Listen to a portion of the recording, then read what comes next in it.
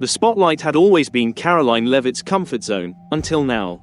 In an unexpected twist, she stood before the cameras, her voice trembling, eyes brimming with tears. Something was different this time. The woman known for her confidence, her boldness, was suddenly vulnerable. Her emotions, raw and unguarded, as she made a shocking announcement about her husband. Was it a heartbreak, a game-changing decision, or something entirely unforeseen? As the room fell into stunned silence, her words sent shockwaves through the crowd. And now, the truth, the whole truth, is about to unfold. What is the secret she's been holding back? Karoline Leavitt's path to the national stage wasn't your typical political story. She didn't come from a political dynasty, nor did she have a straight line to success. She was just a small-town girl from New Hampshire, raised in a family that ran an ice cream shop and a used truck dealership. Yet, even back then, something about Karoline stood out. She had drive, ambition, and a voice she wasn't afraid to use. Fast forward to college, and that fire only burned brighter.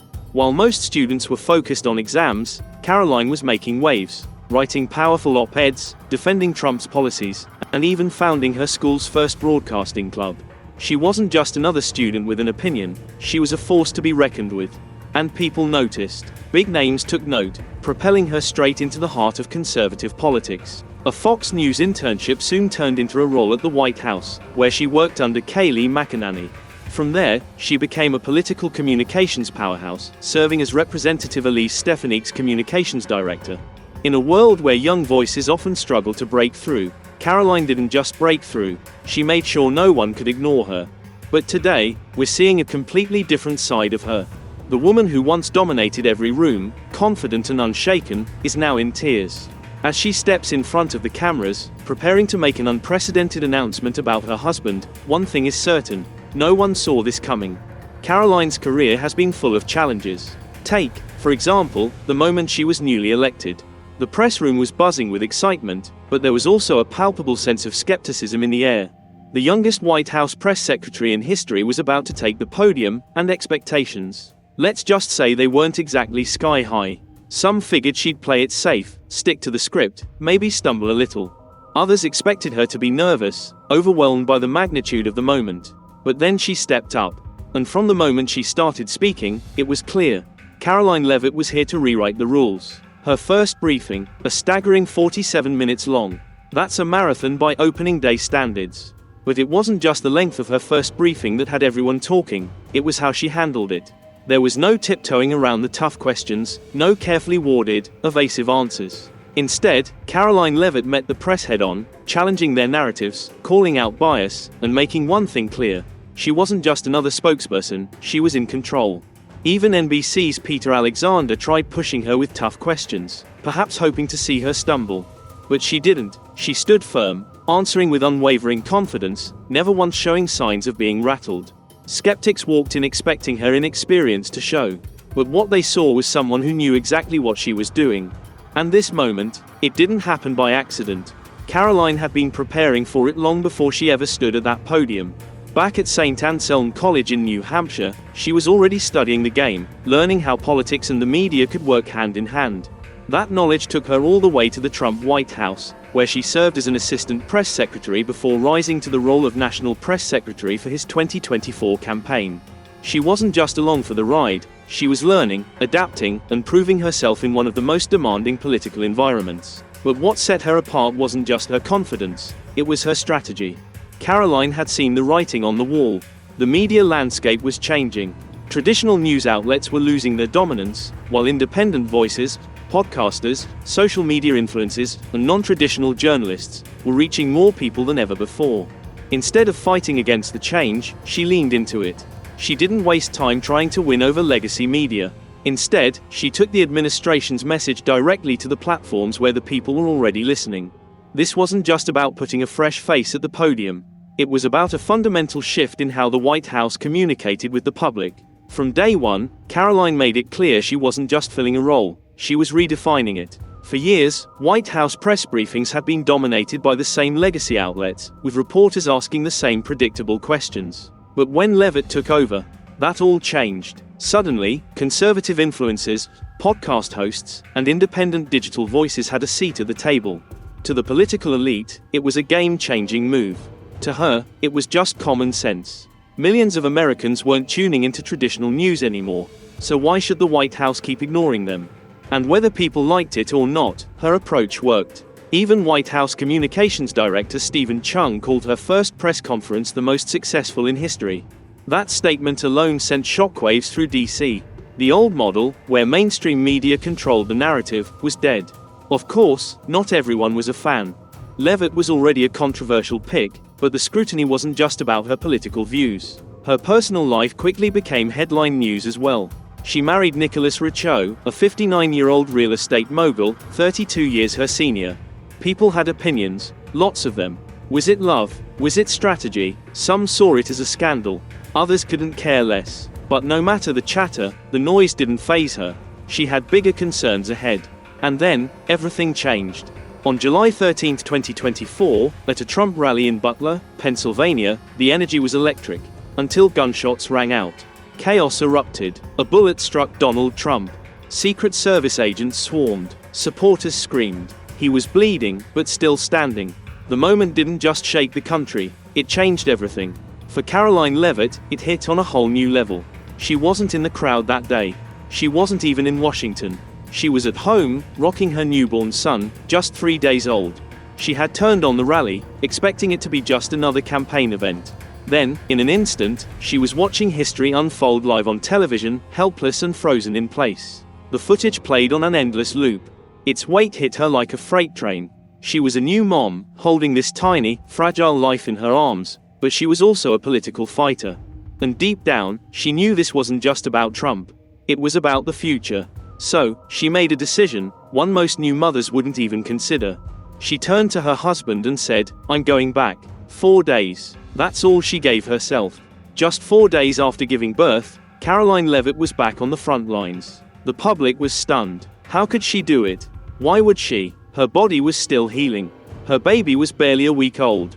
But for Karoline, the answer was simple. The president nearly lost his life fighting for this country, she later said. The least I could do was get back to work.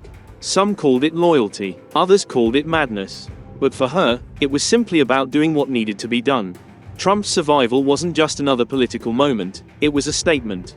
It proved that resilience, determination, and sheer stubbornness could keep you standing even when the world tried to knock you down. If he could take a bullet and keep going, what excuse did she have to quit? But let's be honest, jumping back into politics while juggling a newborn wasn't exactly easy. 1 minute, she was facing off with reporters at the White House podium. The next, she wondered if her baby even remembered what she looked like. Leaving him every day, heartbreaking. It does break your heart, she admitted. But did she slow down? Not a chance. That just wasn't in her nature. And, truth be told, she had a secret weapon, her husband, Nicholas Richo. Nicholas wasn't one to chase the spotlight, but behind the scenes, he was the glue holding everything together. While Karoline handled the chaos of Washington, he was at home, making sure their son was fed, cared for, and probably plotting his escape from the crib. Fortunately for her, his business career gave him the flexibility to step up in ways most people never saw. The assassination attempt had rattled the country, but for Karoline, it served as a gut check. It reminded her why she chose this path, why she sacrificed things most people take for granted, and why stepping away was never an option. So, when she stood in front of the press just days after one of the most terrifying moments in modern politics, she wasn't just holding it together, she was doubling down. But no one realized that beneath her calm, collected exterior, something more personal was about to unfold. She wasn't just balancing motherhood and politics, she was about to drop a bombshell about her marriage that would have everyone talking. In the world of politics, every relationship gets analyzed like a detective case. And Karoline's marriage to Nicholas Richo, it had people raising eyebrows. But unlike the typical power couple pairings in DC, theirs wasn't built on career moves or political alliances. Their story was different. They met at a political event, one of those high-energy, high-stakes gatherings where everyone shakes hands, makes power moves, and pretends they're not exhausted. She was already on the rise, completely in her element. Meanwhile, Nicholas Richo, a real estate mogul with more money than most people could ever dream of, had zero interest in playing the political game. The guy barely spoke to the press, let alone cared about making headlines. And yet, when a mutual friend introduced them, something just clicked. On paper, they made no sense. She was young, ambitious, and thrived on public attention. He was 32 years older, allergic to social media, and couldn't care less about the latest Twitter drama. He had none of the usual markers of success in a world where everyone measures it by Instagram followers. No Twitter, LinkedIn, or even a Facebook page, for old time's sake. For someone with his level of influence, that was practically unheard of. But where others saw a mismatch, they saw balance. Karoline commanded rooms and made waves. Nicholas was the quiet strategist, content to watch from the sidelines and lend his support when needed. Their relationship wasn't just unconventional, it was the kind that made people talk. Some couldn't wrap their heads around it, others adored it. But for them, it just worked. And of course, people couldn't stop talking. The age gap became more than just a passing comment, it became the conversation. Social media exploded with opinions, and not the kind you'd call subtle. Some called it opportunistic, others doubted its authenticity. Every time Karoline posted a picture with Nicholas, the comment section became a battleground. "Is that your dad?" One person mocked, while another went straight for the jugular. "Your husband could be your grandfather, and yet you judge everyone else." But Karoline wasn't having it. No long-winded defenses, no dramatic clapbacks, just quiet, unshakable confidence. "He's my number one fan, the best dad, and the best man I've ever met," she wrote. If people thought they could embarrass her into silence, they clearly didn't know who they were dealing with. While the internet dissected their every move, she and Nicholas were busy living their lives, privately, intentionally, and without the need for an audience. No over-the-top displays, no magazine spreads, just two people who knew exactly what they had. Even their engagement followed that same rhythm. Christmas Day 2023 in their home, no theatrics. He asked, she answered, and that was that. The next day, she shared just one photo, Nicholas on one knee, a diamond reflecting the winter light. "The best Christmas of my life, I get to marry the man of my dreams." No spectacle, no performative emotion, just pure, genuine joy. Their wedding was the same. While most political figures opt for extravagant, headline-grabbing ceremonies, theirs was the opposite, entirely out of the public eye. No press, no exclusives, no mysterious anonymous sources leaking details. She didn't even post a wedding announcement, she just updated her bio with one simple word, wife. The marriage didn't slow them down, it kicked things into high gear. Karoline stepped into one of the most demanding jobs in politics, while Nicholas, he kept running his real estate empire, just like he always had. No interviews, no attention-seeking moments, and definitely no sudden memoir titled My Life as a Political Spouse. Nicholas stayed exactly where he wanted to be, out of sight. But that didn't mean his presence wasn't felt. When Karoline shocked everyone by returning to work just 4 days after giving birth, people had questions. How is that even possible? Simple, Nicholas. While she was facing the press, he was at home ensuring their newborn son had everything he needed. She always called him her greatest supporter, the man who gave everything and asked for nothing. But what nobody realized was how much he had sacrificed too. His role wasn't just that of the supportive husband standing in the background, nodding along like a well-dressed extra. It was something much bigger. And when Karoline finally broke down and revealed the truth about him, people finally understood. Nicholas Rochot had been carrying something no one saw coming. He was never supposed to be in the spotlight. While Karoline made history as the youngest White House press secretary, Nicholas stayed behind the scenes, exactly where he was most comfortable. People assumed he was just another wealthy businessman who had made all the right moves. But his story, it wasn't what anyone expected. Before the success, before the millions, before the political influence, Nicholas Rochot had nothing. At 18, while most kids were stressing over college applications, Nicholas was homeless. He had no backup plan, no safety net, and certainly no reassuring, "you can always come home" speech from his parents. He was on his own. And while most people in that position would be focused on survival, Nicholas saw an opportunity. Failure, it wasn't an option. He worked relentlessly, with no connections and barely any money, saving every dollar he could. By the early 2000s, he noticed rundown properties in Hampton Beach, New Hampshire, the kind of places most people wouldn't even look twice at. To everyone else, they were a lost cause. But to Nicholas, they were a gold mine. He started small, buying up the properties nobody wanted, fixing them up, and turning them into highly sought-after rentals. Every cent he made went straight back into his business. By 2005, he had built something real. 15 buildings, 70 rental units, and a reputation as someone who saw value where others didn't. And then, his empire expanded. His company, Rio Enterprises LLC, spread across New England. He stuck to his formula: find forgotten places, turn him into something valuable, and never overextend. By the time people learned his name, he was already a multi-millionaire. But here's the part nobody expected. His properties weren't just about making money. They became something more, a gathering place, a meeting ground, a quiet but powerful force in conservative circles. While others were making noise, he was making moves.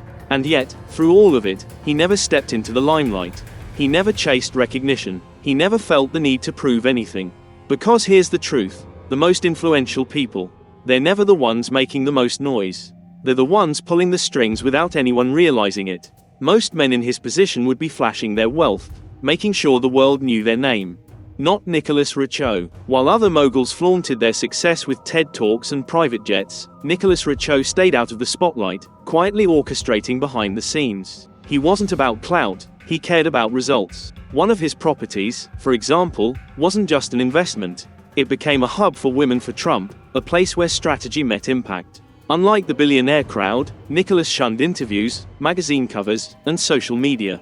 He didn't seek attention, he let his actions speak for themselves. For years, Nicholas stayed in the background while Karoline Leavitt took center stage. When their marriage became public, the spotlight followed, but not by his choice. The age gap sparked harsh comments and gossip about transactional marriage. But this marriage wasn't about optics. It was built on shared values and a commitment to home life.